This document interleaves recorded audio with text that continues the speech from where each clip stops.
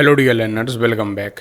तो ये जो आज टॉपिक हम डिस्कस कर रहे हैं उसका नाम है क्या, लाइन स्पेक्ट्रम ऑफ हाइड्रोजन। देखो, मैं आपको ये गारंटी दे सकता हूँ कि पूरे यूट्यूब पे छान मारना, यदि कोई ने एनसीईआरटी को इस टॉपिक को मुझसे अच्छा समझाया होगा तो वीडियो डिसलाइक करके जाना, और नहीं तो फिर वीडियो लाइक करके जाना, ठीक है।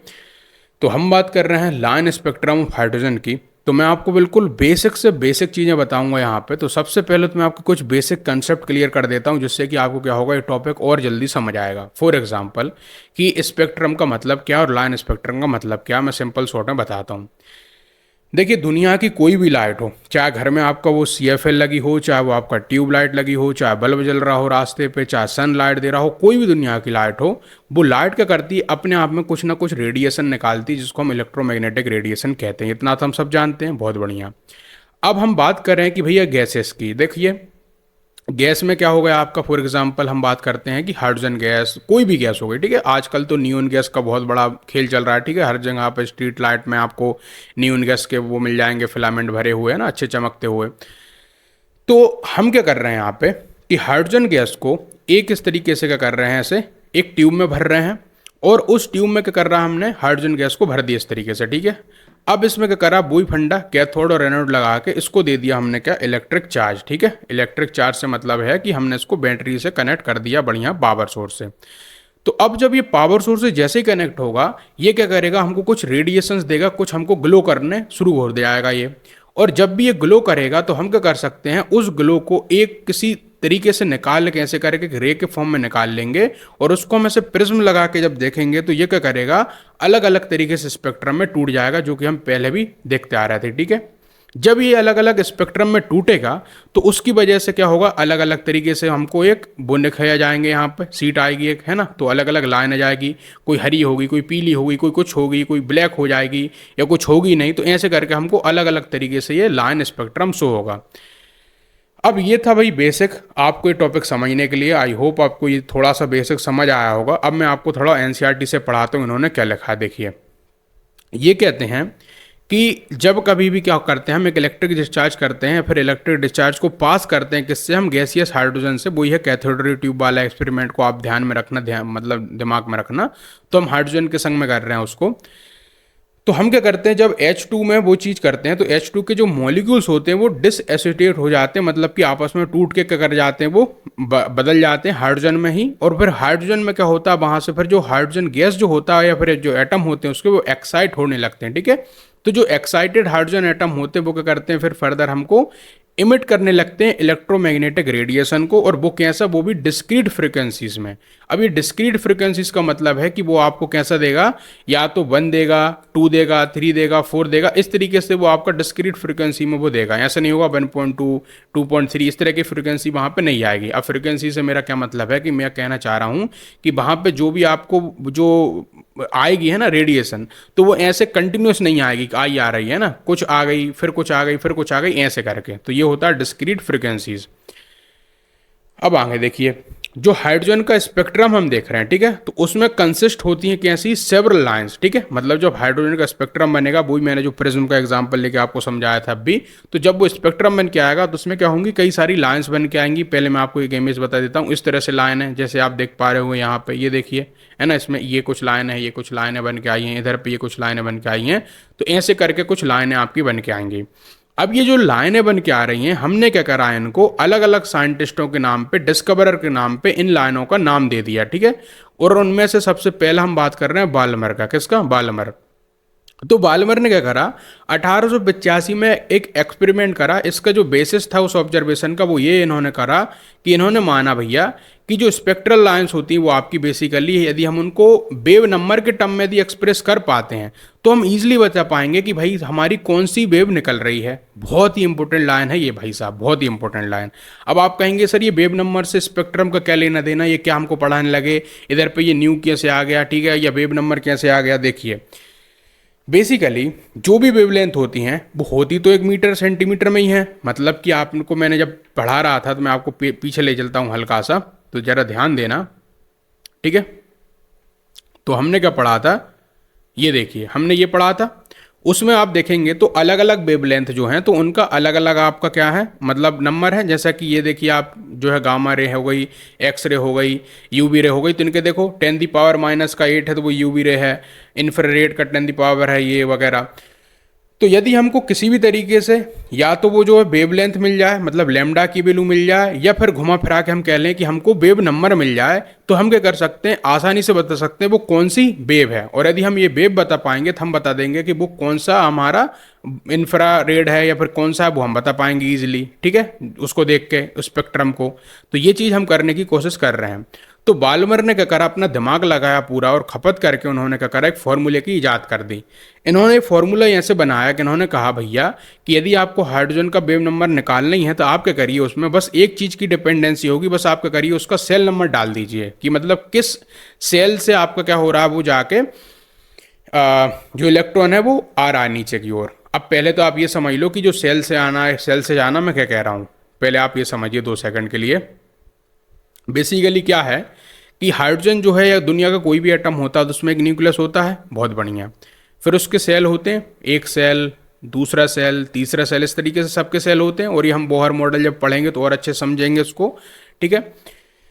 तो अब ये सेल है तो इनका क्या है, नाम है। जैसे पहले सेल का हम कह देते हैं वो 1 है, दूसरा 2 है, तीसरा 3, ऐसे करके। अब ये कोई जो हमने 1 2 3 दिए हैं वो क्या है, वो हमारे एन की वैल्यू हैं, ठीक है। एन हमारा 1 है तो 1 हो जाएगा, एन की वैल्यू यदि हमारी 2 है तो वो 2 हम डाल देंगे वहां पर, ठीक है। तो ये एन की वैल्यू जो हमारा है बेसिकली सेल नंबर हमारा बता रहा है। इतनी बात क्लियर रखो। अब एक जो बेसिक यहाँ पे कंसेप्ट आपको क्लियर होना चाहिए अपने दिमाग में, वो ये है कि जब कोई भी इलेक्ट्रॉन आपका, देखो बाल्मर के अकॉर्डिंग, बाल्मर ने कहा कि कोई भी इलेक्ट्रॉन आपका मान के चलो सेकंड आपकी सेल पे था वो, ठीक है, सेकंड वहां पे था, मतलब ये थर्ड पे था वो बेसिकली, ठीक है। थर्ड से ही शुरू होगा, फोर्थ से भी हो सकता है, फिफ्थ से भी हो सकता है, लेकिन इन्होंने कहा लेकिन वो थर्ड से ऊपर वाले से शुरू होगा। मतलब मैं उसमें चलो और सेल बना देता हूँ, ठीक है। देखो बिल्कुल ऐसा क्लियर करूंगा ना आपको ये कंसेप्ट आज की, बिल्कुल जीवन में भूलोगे नहीं, भूल कर भी, ठीक है। ये मान चलो फोर्थ सेल है और एक और सेल बना लेते हैं हम ऐसे करके। एक हमारा ये सेल रहा जो कि हमारा कौन सा है, फिफ्थ सेल, ठीक है। तो इन्होंने बेसिक ये कहा, बिल्कुल बाल्मर ने सिंपल भाषा में भैया, कि इन्होंने हाथ जोड़ के हमसे कहा भैया मेरी बात सुन लो, मेरी बात मान लो। इन्होंने कहा कि यदि कोई हाइड्रोजन का इलेक्ट्रॉन एक्साइट होकर मान चलो वो 3 पे चला गया, ठीक है, एक्साइट होके मतलब 1 में था वो इलेक्ट्रॉन, तो यदि एक्साइट होकर 3 पे चला गया है और अब वो यदि 3 से वापस यदि आ रहा है, और मैंने बताया आपको जब आपका इलेक्ट्रॉन वापस आता है अपने सेल पे, किसी भी सेल पे, तो वो क्या करता है, अपनी इमिशन करता है, मतलब इलेक्ट्रोमैग्नेटिक वेव देता है। तो यहाँ पे जो 3 पे था, तो 3 से जैसे वो आन के चलो 2 पे गिरा, तो यहाँ पे वो एक तरह का आपको क्या करेगा, वेव नंबर, या फिर कह सकते हैं हमको एक वेव शो करेगा, और उससे हमको पता चल जाएगा वो किस कलर की है, ठीक है। हम बस वेव नंबर को देख के बता सकते हैं, या फिर वो स्पेक्ट्रम में जो हम ले रहे हैं ना इस तरीके से, वहां पे देख के बता सकते हैं, पहली चीज। दूसरी, मान के चलो कि वो एक्साइट होकर जो इलेक्ट्रॉन था वो गया था कहाँ पे, आपका फोर्थ सेल पे, लेकिन जब वो गिरा तो फिर वो गिरा 2 पे ही, तो वहां पे फिर वो आपको अलग कलर दे देगा। फिर ऐसी मान के चलो वो गया था आपका कहाँ पे, इस तरीके से फिफ्थ सेल पे, तो फिफ्थ सेल से फिर वो गिरा फिर से 2 पे। तो इस तरीके से जब वो गिर रहा होता है, मतलब फिफ्थ पे जाके फिर गिर गया 2 पे, फिर फोर्थ से फिर 2 पे, 3 से 2 पे, तो ऐसे करके वो अलग अलग आपको क्या देगा, कलर्स देगा, वेव नंबर देगा, ठीक है। और वो कैसे निकाल लेंगे, सिंपली यदि हम एन की वैल्यू पुट कर दे जाएं तो वो आपको वेव नंबर पता चलता जाएगा, और उस वेव नंबर को जैसे ही आपको वो पता चलेगा, आपको पता चल जाएगा कि वो कौन सा कलर का है, हम समझ गए। और क्योंकि ये हमारा पूरा जो बाल्मर सीरीज है वो विजिबल सीरीज है, मतलब कि आपको जितने भी कलर यहाँ पे दिखेंगे, जितने भी वेव नंबर आएंगे या जितनी भी वेव आएंगी, वो उन्हीं स्पेक्ट्रम में आएंगी जो कि आप आंखों से देख पाते हैं ना, ग्रीन, ब्लू, रेड वगैरह करके, ठीक है। इतनी बात क्लियर हो गई हो तो यार बिल्कुल मेहनत बहुत लगती है इस तरह से बनाने में, तो लाइक जरूर करके जाना। टारगेट हमारा 5000 लाइक का इस लेक्चर पर, ठीक है। आगे देखो, तो अब इन्होंने कहा एन की वैल्यू 3 के बराबर रखो या 3 से ज़्यादा रखो, कितनी भी रख सकते हो आप, ठीक है। जिस भी वो सेल पे गिर रहा होगा वो मान चलो 3 से गिरेगा तो कुछ देगा, फिर उससे गिरेगा कुछ देगा, ऐसे करके वो जो भी आपको देगा उसका अलग अलग कलर आपको देखने को मिलेगा, अलग अलग वेव नंबर आपको देखने को मिलेंगे, ठीक है। तो बाल्मर ने अपने फॉर्मूला से इसको डिस्क्राइब किया, इसलिए इसका हमने बाल्मर सीरीज रख दिया, इस पूरी जो सीरीज आ रही है, ठीक है। अब मैं आपको थोड़ा सा ग्राफ है उससे समझाता हूँ इस बात को, मैंने अभी तक क्या कहा है आपको, ठीक है, ध्यान देना आप। ये कह रहे हैं बालमर भाई साहब कि मान के चलो कि जो इलेक्ट्रॉन था वो आपका थर्ड सेल से सेकंड सेल पे गिरेगा, तो आपको वो रेड कलर शो करेगा, रेड कलर वाली जो आपकी वेव होंगी वो शो करेगा, और इनकी जो भी आपकी होती वो आपको वो नंबर आप पता ही चल जाएगा, क्योंकि वेव नंबर आपको पता चल जाएगा, तो वहाँ से आप वेव नंबर से लेमडा भी निकाल सकते हो यूजली करके। कैसे निकलता है लेमडा, तो हमको पता भैया कि जो वेव नंबर होता है वो आपका इन्वर्सली प्रोपोर्शनल होता है लेमडा के। तो हम लेमडा की वैल्यू जो है इसको इस तरीके से 1 का वेव नंबर करके निकाल सकते हैं। जैसे हमको लेमडा पता चल जाएगा, हम इजीली बता पाएंगे वो कौन सी वेव है, और आपको वेव पता चल जाएगी, मतलब वेव लेंथ पता चल जाएगी, तो आपको ये भी पता चल जाएगा कि वो आपका कौन सा है ना, मतलब किस कलर का है। तो आपका वो होगा रेड कलर का, यदि वो तीसरे सेल पे है इलेक्ट्रॉन और गिर रहा है दूसरे पे, ठीक है। ऐसी मान के चलो इन्होंने कहा कि वो आपका है फोर्थ सेल पे, ठीक है, फोर्थ सेल पे है हाइड्रोजन का जो इलेक्ट्रॉन है वो, और गिर रहा कहाँ पे, सेकंड पे, तो वो आपको कलर देगा ग्रीन, ठीक है, ये देख रहा है आपको। ऐसी मान के चलो वो था आपका कौन से, फिफ्थ सेल पे, और वो गिर के कहाँ आ गया आपका सीधा सेकंड पे, तो वो आपको देगा ब्लू कलर, ये आपको दिख रहा है, ठीक है। और जूम मैं इसको कर देता हूँ। ऐसे ही मान के चलो वो ऑलरेडी था सिक्स्थ सेल पे, लेकिन गिर के आ गया वो फिर से सेकंड वाले पे, तो वो आपको कलर देगा कौन सा, वायलेट वाला। तो ये सब आप देख भी सकते हो, और इनका एग्जैक्ट आप नंबर निकाल सकते हो जो फॉर्मूले में वैल्यू पुट कर करके भी। समझे कि नहीं समझे, मजा आ गया होगा यदि समझ गए होंगे तो। आगे बढ़े, आइए अगला देखो अब। तो बाल्मर की जो सीरीज में जो लाइंस हमको दिख रही हैं वो ओनली लाइंस है जो कि हाइड्रोजन स्पेक्ट्रम हमको अपेयर होती हैं विजिबल रीजन में। मतलब जो बाल्मर सीरीज ने जो हमको बताया है वो सिर्फ हमको वही लाइन है जो कि हम विजिबल हमारी आंखों से देख पाते हैं। लेकिन ऐसे हम देखना चाहें कि यार चलो हम ऐसा करते हैं कि कहीं हमारा बन से गया मान चलो, तो मैं ऐसे समझाता हूँ। देखो हम ऐसा कहें कि वो बन से गया था, और बन से कहाँ पे गया था, मान के चलो सेकंड पे, और वो सेकंड पे जाके गिर गया फिर से बन पे ही। मान के चलो फिर से मैं ऐसे बताता हूँ, देखो यहाँ पे पहला सेल है और दूसरा सेल है, तो इलेक्ट्रॉन आपका वन से सेकंड पे जाके फिर से आपका गिर गया यहीं पे। तो क्या ये आप देख पाएंगे, तो नहीं देख पाएंगे। क्यों नहीं देख पाएंगे, क्योंकि ये जो आएगा वो लेमन सीरीज में आएगा जो कि अल्ट्रा वायलेट देगा, और जो कि हम हमारी आंखों से नहीं देख पाएंगे, ठीक है। ये देखिए सेकंड से आपका था, और सेकंड से गिरा कहाँ पे, इधर पे जाके। अब बाल्मर का जो फॉर्मूला है वो यहाँ पे ये सॉल्व नहीं कर पाता हमारी प्रॉब्लम, ठीक है, ये वाली कि भाई साहब वो वन से सेकंड पे गया और सेकंड पे इधर गिर गया, तो बाल्मर के फॉर्मूले से ये पॉसिबल नहीं था। तो फिर एक दूसरे व्यक्ति आएंगे, वो फिर सही फॉर्मूला देंगे हमको, और उसका यूज करके हम फिर किसी भी नंबर से किसी का भी निकाल सकते हैं। यहाँ तक कि हम बाल्मर सीरीज भी इसी फॉर्मूले से निकाल सकते हैं जो कि यहाँ पे आपको दिख रहा है, ठीक है, ये वाला फॉर्मूला। अब ये किसने दिया था वो देखिए। तो एक स्वीडिश स्पेक्ट्रो स्कोपिस्ट थे जिनका नाम था जोहन्स रिडबर्ग करके, तो इन्होंने दिया था। इन्होंने कहा कि जितनी भी सीरीज ऑफ लाइंस आप हाइड्रोजन की देख पाते हैं तो बेसिकली आप इस फॉर्मूले का यूज़ करके निकाल पाएंगे, ठीक है। इन्होंने कहा कि आपको वेव नंबर ही तो निकालना है, तो वेव नंबर आप पहले तो ये फॉर्मूला यूज़ कर लो। यहाँ पे इन्होंने इसका जो नाम दिया वो रिडबर्ग कांस्टेंट है, ये जो नंबर आपको दिख रहा है। तो इन्होंने देखो कुछ नहीं करा है, बल्कि जो बाल्मर का जो फॉर्मूला था ना उसी में बस इतना सा चेंज कर दिया कि उन्होंने यहाँ पे उन्होंने 2 रखा था, तो इन्होंने कहा 2 हटा के n1 कर दो बस, है ना, इन्होंने इतना कर दिया। तो यहाँ से आप जो भी आपके पास में वैल्यू निकल के आएंगी वो आपको सिंपली वो बाल्मर का वो दे देगी, ठीक है, और सभी का दे देगी मतलब।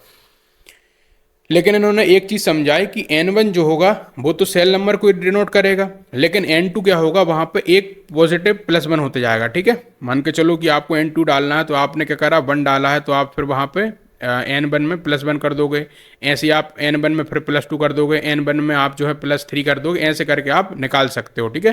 तो ये इन्होंने कहा है, समझे कि नहीं समझे, ठीक है यहाँ तक। अब आगे देखो, तो ये जो नंबर आपको दिख रहा है वो रिडबर्ग कांस्टेंट के नाम से जाना जाता है। अभी यूज़ आएगा ये बहुत ज़्यादा, तो इसलिए इसको बार बार मैं बोल रहा था।